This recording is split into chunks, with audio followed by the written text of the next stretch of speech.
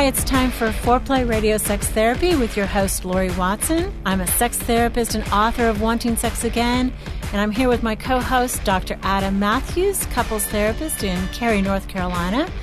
And Adam, we are in our new podcast recording room. It is so awesome. It looks so great. I'm so excited that we're in here. It's going to sound so good.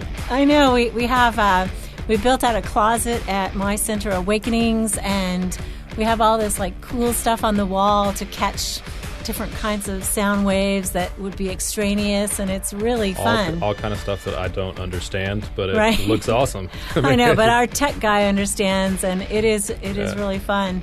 But we are truly in a closet. In a closet talking about sex. Yeah, that's right. There's other people in the building, though, folks. Today, we're going to talk about some dicey stuff and about cunnilingus, about giving a woman oral sex. This is something we've heard a lot about that people want to hear about, because we had one about men, and now we're kind of shifting to women as well, and we've heard this is a real need. So, all my girlfriends are saying, you better talk about that too, Lori. So, Lori, can you help us men understand kind of from the mind of a woman why this is important? Okay. Is that a fair question? I mean, it seems like it should be obvious, but I don't know that it's obvious. Right. Well, I think that for a woman, it is, when it's done well, it's the perfect sexual touch. It's warm, wet, and soft, and that's just what she needs. And often women say that they reach orgasm much more easily through oral sex than they do, certainly through intercourse, which we know only about 15% of all women reach orgasm through intercourse, and they need foreplay, but this is like their favorite kind of foreplay. Yeah, so very important. Very important. Yeah. Okay. So, although we're going to talk about women who have hang-ups about it and men who have hang-ups about it, but super important. Okay. So one of the things that I hear from men just in knowing the obstacles that they have in performing this for their partner, they have just mental obstacles that they have to overcome. And one of these is just an idea of tit for tat. Like, like if I'm going to do it for you, you've got to be willing to do it for me. Is that fair? Is that fair for men to have that expectation? How do we kind of get over that? First of all, I think oral sex is basically so part of vanilla sex. Yeah. It's sort of part of the standard gig. Yeah. And so, I certainly think that most people find it an essential part of making love. Mm. And it may be, oral sex to completion, to orgasm, or not, for both genders. Yeah. But I think that, one of the things I come across, too, is men who won't give oral sex, not because they don't like it and not because she doesn't like it, but because she doesn't want to give him oral sex. And I understand this, but particularly when he has a low libido woman or he has a woman who can't climax any other way except through oral sex, and then he withholds, he's kind of shooting himself in the foot. Yeah. Because then essentially she doesn't – if that's the way she climaxes – and she can't do it any other way, and then she's not climaxing, her desire is going to fall, she's not going to want to have sex with him. And at least he has one avenue to have orgasm, which is through intercourse, presumably, or manual stimulation. And if he doesn't – I have had repeatedly couples who come in, and this is the problem. It's tit for tat. He'll say, well, you don't do it to me, and I shouldn't – I don't want to do it for you then. So, which I understand, and it has to be worked through. Definitely. Yeah. I think she should give him oral sex. I'm about that, and I think I can help women get there and get there to enjoy it. But this, in terms of a growth pattern, any kind of roadblock in sex, we need to think about it's something that we can work through versus that's the end of the road. We can grow. We can grow through it. Something we've talked about a lot, that we can move through that and get better at it. But I just think, it's crazy if your woman doesn't like sex and you're withholding the very thing she likes. Yeah. That's just... Yeah, I think that's a good way to talk about it, because we've talked about this idea before of mutual motivation, that you're motivated for both partners to orgasm rather than just yourself. And so for women, you have to have that as an avenue, is what I hear that you're saying, that if we are going to want our partner to orgasm, then that's something that has to be kind of part and parcel of the whole gig. I think so. And I think that probably more often I hear women who are anxious and uptight about it, about receiving. Where do you think what is driving that? Gosh, Adam, I wish I could tell you all of the complaints that I hear every day about this. But so many of them, are socialized. First, women don't really look at their genitals very much. Okay. They can't see them. They can't see them when they go to the bathroom. They never look at them. And so many times they think that they're not attractive. Okay. Whereas I think their husbands and their partners, they love looking at a woman. Yeah. Go ahead. No, I was just going to say, I was just going to agree. Yeah. Absolutely. And it's so sexually exciting, I think, for a man to look at a woman. But she doesn't see herself as worthy of that. Yeah. And so obviously oral sex is up front and close and personal. And so she gets very anxious about, what is he looking at? And I have women, too, who say, I changed after childbirth. I don't look the same anymore. So I don't think I'm as attractive as I was, which, I really rarely hear that from men. Yeah. But I do think that complaint that their partner's changed. Their partner has changed and he's not interested in looking at her. I hear the opposite. Okay. No matter what. And he may notice the changes, but it doesn't really alter his sexual excitement about observing her. Yeah. Okay. I think that, too, pornography has really standardized the way women are supposed to look. I would agree that I know that shaped men's image of that, but I hear you saying that that shaped women's expectations as well as what they're supposed to look like. I think it has shaped our own expectations about what the way our genitals are to look. I mean, porn says all labia is small, and most women actually have very different size labia, sometimes one from the other. I mean, there's a great book out there. It's called Petals, and it's this brown and white, sepia and white photographs of like 30 or 40 different women's labia. And it's beautifully done. It's not pornographic. I mean, it's art. Yeah. And I think that it helps couples sometimes think about all the differences and all the variety. And that's one way that I have her get over it, as well as normalizes how their genitals look, is what you're saying. Okay. Yeah, and that I try to have them look for themselves. Which one looks like you? Yeah.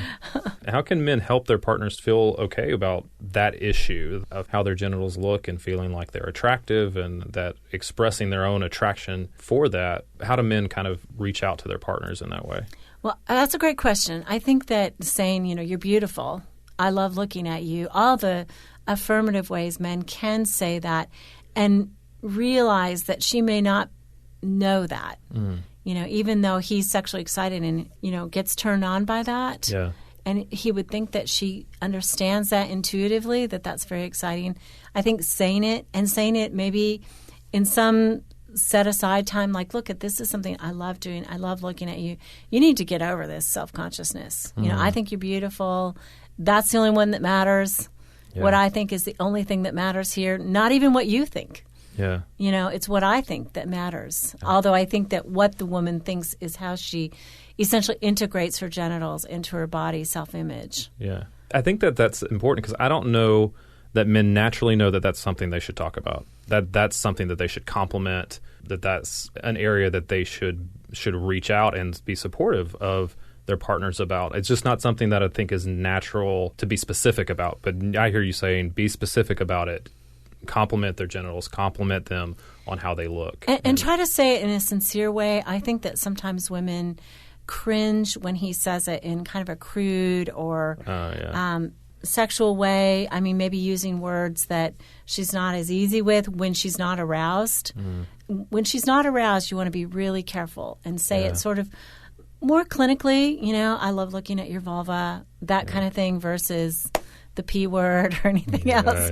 Yeah. That could just turn her off in that moment. Okay. So I think, too, women are self-conscious about, how they smell. Every woman I've ever talked to thinks, I don't smell good I don't taste good. And I think that's an area that men are slow to step into and have the conversation about as well, if that is a turnoff for them. Which I have heard some men say that becomes very difficult to talk about. You don't want to be mean. You don't want to be cruel. And so how do we have both ways have that conversation and begin to talk about it? So we're talking about two things. Most men say a woman doesn't really taste like much other than a bit salty. And I would say that to women think they taste like the same thing that they taste when a man kisses them afterwards. And so many women are hung up about that. Okay. But really, by that time, it's been mixed with mouth bacteria, so it's actually a very different taste and flavor than it was originally when he was giving her oral sex. So that's different. But you're also talking about men who maybe have issues with hygiene and want to make sure, or their own resistance to giving oral sex. Yeah, and just how to begin to have that conversation. If that's something your partner is requesting, how do you, as a man, make requests on how it might be easier or maybe tactfully make a request for hygiene and things like that. Okay, well, let's talk about that when we come back. You are listening to Foreplay Radio Sex Therapy with your host, sex therapist Lori Watson, and your co-host, Dr. Adam Matthews, and we will be right back.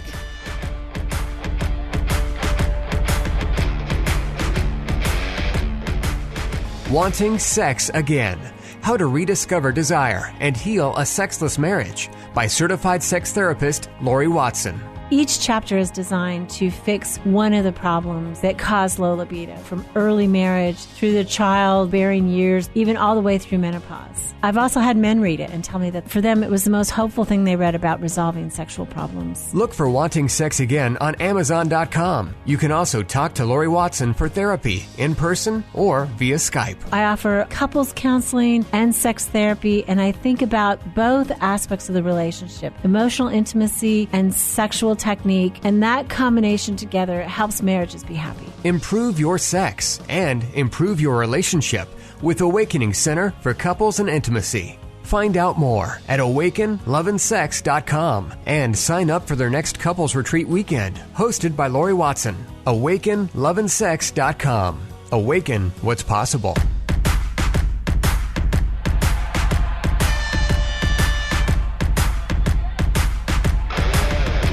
Hey, you're listening to Foreplay Radio Sex Therapy with your host, Lori Watson, sex therapist and author of Wanting Sex Again. And I'm here with my co-host, Dr. Adam Matthews, couples therapist. And we are talking today about a really delicate subject, cunnilingus, and trying to talk about, right now, we're concerned with men who are anxious about giving it. We've talked about women's anxiety about receiving.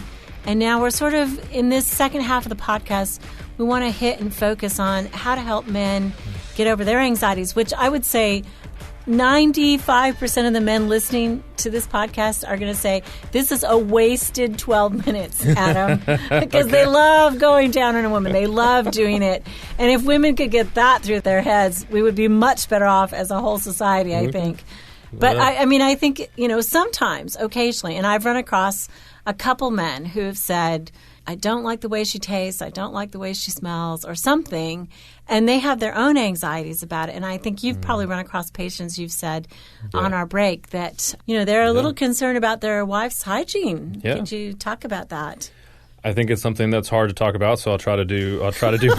I'll try to do my best. Obviously, it would be a terribly awkward conversation. Yeah. I think that they're just wanting to be tactful and discuss with their wives how that experience can be mutually beneficial. Right. And I think that that's one area that just is hard. It's just hard to it's a hard sentence to get out to your partner in a way that doesn't shut it down and make it feel awful.